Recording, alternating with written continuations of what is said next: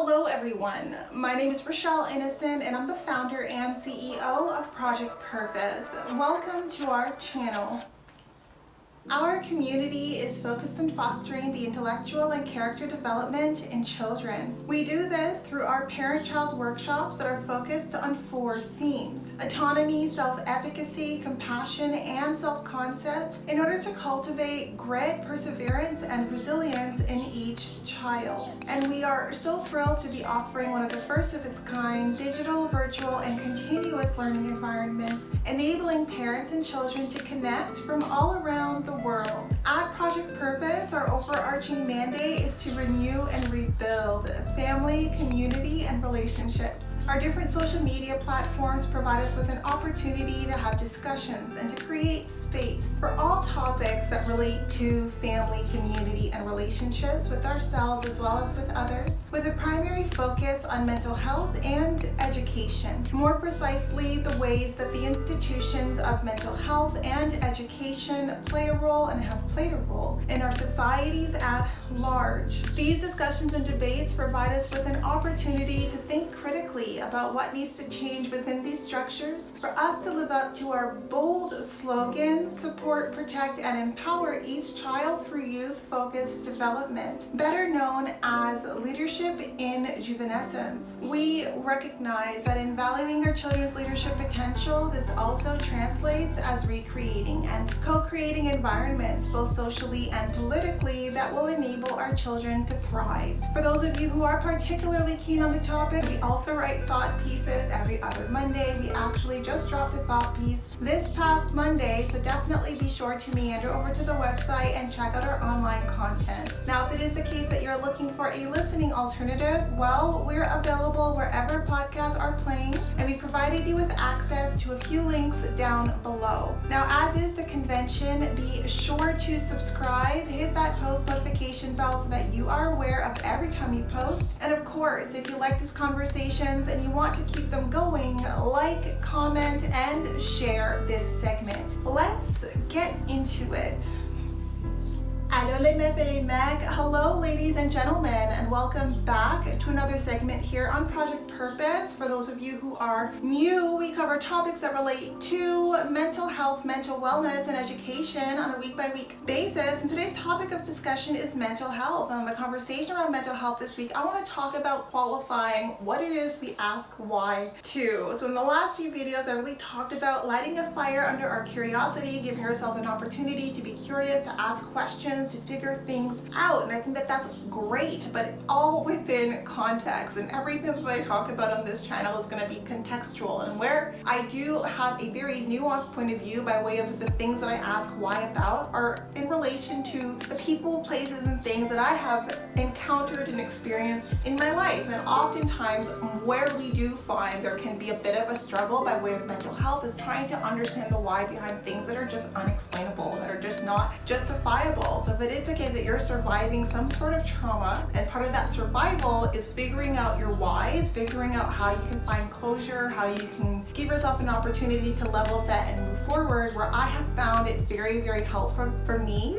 to be very careful as to where I place my why, because in some cases the why doesn't matter, and sometimes we can get so stuck on why things went the way they did, and why people did the things they did, and why things went down the way that they did, and that can be a really tough, bitter pill to swallow if you're still trying to find a way through healing through those situations. But I find that when it comes to the events that take place in my life, I like to attribute that to my it is what it is category. There are certain things in life that are just going to happen, that are just going to take place, that I don't need an explanation for. I don't need to find justification for it to get closure. It happening is enough for me to recognize, well, hey, like, this is the new normal. I accept that. I accept that this was how my life unfolded. That is not something that I find the need to get myself in a tug of war with. Where I will pose my whys are like, why should I, right? So I think that often the times we think about why in relation to the world around us, but our why should be more centered around our personal agency. So why should I operate in a certain way now that this event has taken place? Like, why should I be the same person that I was before this event took place, or have the same relationships? Like, why should I? Are the ways that I qualify my whys in relation to the situations, people, places, and things that take place in my life. And the reason why I do this is because when I'm going through a really hard time, I like to make sure that I am super conscientious about the things that I listen to. And I like to listen to a lot of motivational speaking. And one piece of motivational advice that I got that really stuck with me was from Jim Rohn. He mentioned that at the end of the day, like whether someone did something out of carelessness or maliciousness, it is the impact that matters. It is the work that you have to do to get back up, to get back to ground level that matters. It doesn't matter if it was a mistake or it was not. It doesn't matter if they're sorry or if it wasn't. Like the effects are still there. And so there are some situations where it is the consequences, it is the impact of that error that is going to drive how I moving forward or how I interact moving forward. I don't need to know the why. It doesn't matter. I let it go. I let it flow. I have no desire to hold grudges or to be bitter or to hold on to negative energy. Like my focus is on healing, but I think that how we heal is we are very mindful as to where we attribute our whys and recognize that there are some cycles of thought that are just not helpful. Like why someone did something that ended up hurting you in the long run is less helpful to you than you figuring out, well, why should I engage with this person the same way moving forward? And if I don't think that that is something that's going to be a benefit to me, then how should I? So the why should I and the how should I reflect back our sense of personal agency, and that is the only thing we have control over in this life, my friends. We don't have control over the events that take place, but we can bounce back, we can adapt, we can be nimble, we can, stop, drop, and roll when life catches on fire, so to speak. And so how I do that is I'm very mindful and very intentional about where I place my whys. And there are some situations that it is the situation itself that tells you how you move forward. It is the effects of people's decisions on you that tell you how you're going to interact with those people moving forward, or the places and circumstances that you've endured, that you've gone through, that will tell you how you're going to represent yourself or how you're going to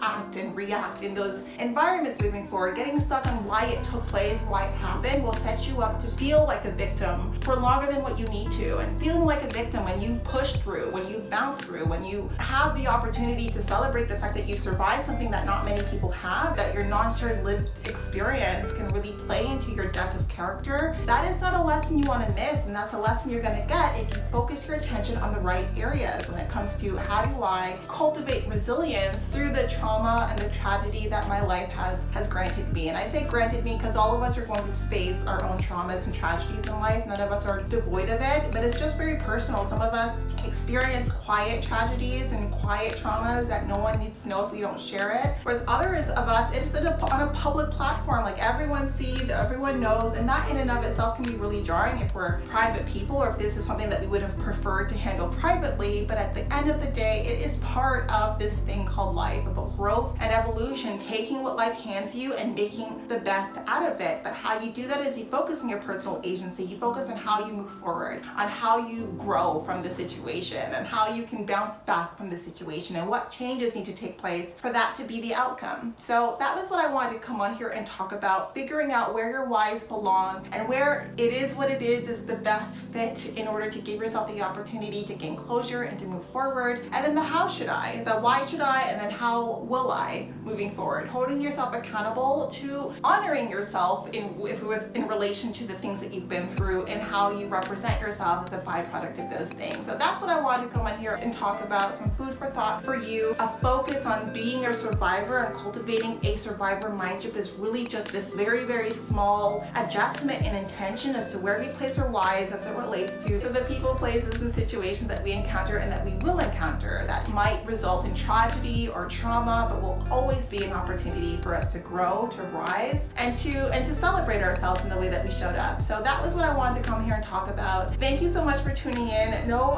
updates as yet as it relates to my stalking situation. You'll be the first to know once I do have updates, and I look forward to chatting with all of you very soon. We'll talk to you later.